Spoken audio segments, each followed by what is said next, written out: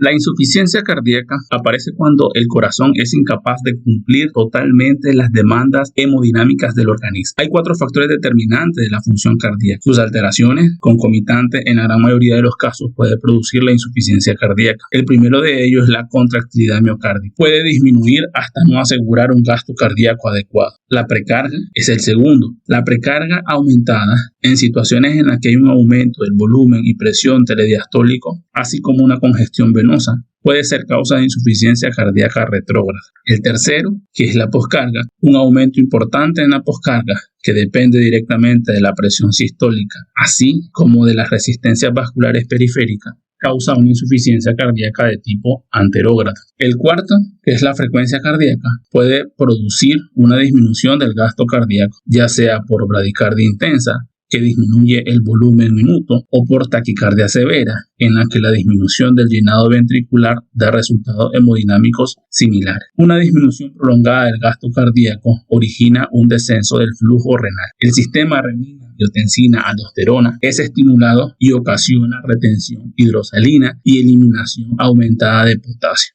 Tiene lugar también un aumento del tono simpático con vasoconstricción arteriolar periférica. Todo ello conduce a la aparición de la insuficiencia cardíaca clínica. El corazón posee recursos suficientes para compensar la disminución del gasto cardíaco. Por ejemplo, un aumento de la presión telediastólica ventricular producirá un aumento de la contractilidad, según el mecanismo que explicó Frank Starling. Sin embargo, hay un momento en el que las fibras miocárdicas no pueden distenderse más. En esta situación, un aumento de la presión del llenado ocasionará una caída del gasto cardíaco.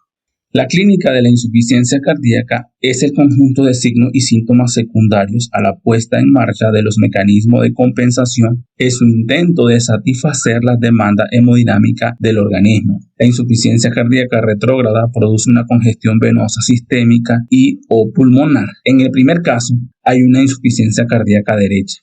En el segundo, la insuficiencia es izquierda. Y cuando la precarga está aumentada en todo el organismo, la insuficiencia cardíaca compromete a los dos ventrículos. En su grado máximo, la insuficiencia cardíaca puede dar clínica de mala perfusión a los tejidos e incluso puede hablarse de choque cardiogénico que corresponde a una insuficiencia cardíaca anterógrada. Cualquier cardiopatía puede producir insuficiencia cardíaca. Alteraciones del miocardio, por ejemplo el infarto del miocardio, miocardiopatía isquémica y congestiva y otras como las secundarias a enfermedades sistémicas tóxicas, entre otras. Sobrecarga ventricular puede ser de presión y de volumen. La sobrecarga ventricular izquierda de presión, como lo que ocurre en la estenosis aórtica y en la miocardiopatía hipertrófica obstructiva, en la hipertensión arterial, que es la miocardiopatía hipertensiva, y en la coartación aórtica. Sobrecargas ventriculares izquierdas de volumen, como los que ocurren en la insuficiencia aórtica, la insuficiencia mitral y la comunicación interventricular y la hipervolemia.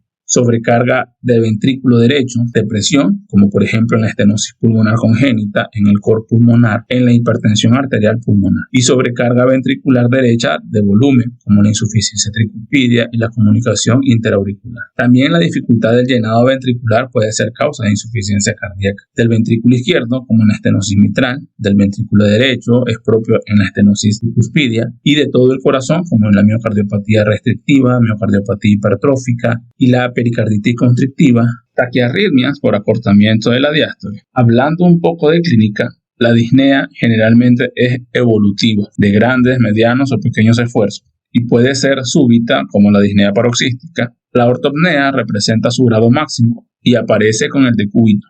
La tos irritativa con el decúbito en relación con la congestión pulmonar se podría considerar también una forma de disnea. El edema se produce por congestión venosa sistémica y suele ser declive. Cuando el edema está generalizado es lo que se denomina como anasarca. A la exploración, en la insuficiencia ventricular izquierda, se van a ocultar estertores finos inspiratorios en las bases pulmonares. No se modifican con la tos y son por éstasis. En su máxima expresión, produce edema pulmonar con un ruido característico en olla hirviente. No es infrecuente que se acompañe de roncos sibilantes por broncoespasmo secundario. A la auscultación cardíaca pueden escucharse ruidos sobreañadidos, como el tercer ruido, galope protodiastólico, y cuarto ruido o galope presistólico. El paciente permanece sentado puede estar pálido y sudoroso por la simpaticotomía. La presión arterial estará pinzada con diferenciales muy estrechas. La insuficiencia cardíaca derecha. El edema periférico constituye su máxima expresión, siempre acompañado de ingurgitación yugular y de hepatomegalia, dolorosa a la presión. Sin estos signos, el origen cardíaco de los edemas periféricos debe ponerse en duda. La ingurgitación yugular también nos aporta bastante información. Es visible externamente y se correlaciona con la presión venosa. Si con el enfermo acostado a unos 45 grados no se colapsa con la inspiración, puede hablarse de ingurgitación yugular. Se mide la distancia entre una línea a nivel del ángulo external, que es lo que se conoce como ángulo de Lewis, y el nivel más alto del pulso yugular. Es normal hasta 4 centímetros más 5 centímetros que se supone existe entre la aurícula derecha y el citado ángulo de Lewis. La hepatomegalia se produce por la congestión pasiva del hígado, prácticamente siempre blanda y dolorosa a la presión o a la percusión, existiendo un reflujo hepatoyugular exagerado. Si es crónica, puede no ser dolorosa. Radiológicamente es constante la existencia de la cardiomegalia. Hay signos de congestión pasiva e hipertensión en el territorio venocapilar pulmonar, dilatación de las venas lobares superiores. Esto genera un patrón de redistribución pulmonar. El edema intersticial por aumento de la presión venosa capilar pulmonar genera la línea de B de Kerner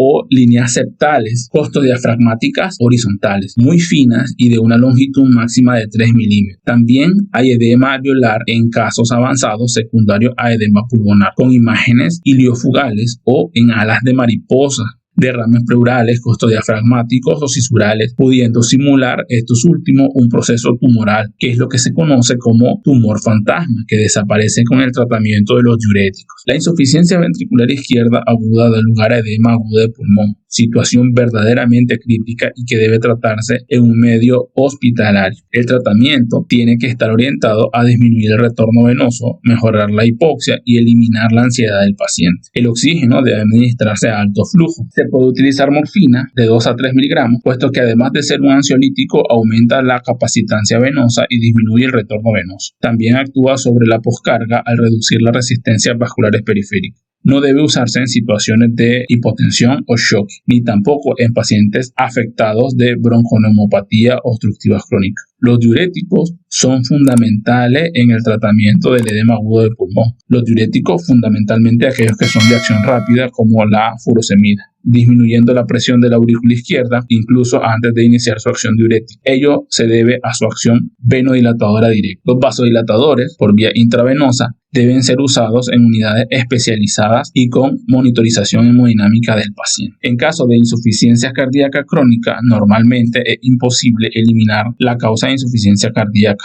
El tratamiento de base debe estar orientado a unas medidas de tipo higiénico-dietética, como la restricción salina, el reposo selectivo, sobre todo postprandial, y restricciones de líquido. Se debe hacer control entre lo que el paciente ingiere y lo que el paciente orina. Eso se llama control de la diuresis. Si la información en este video ha sido de utilidad, te invito a que le des like, te suscribas al canal y compartas para ayudarnos a llegar a más personas.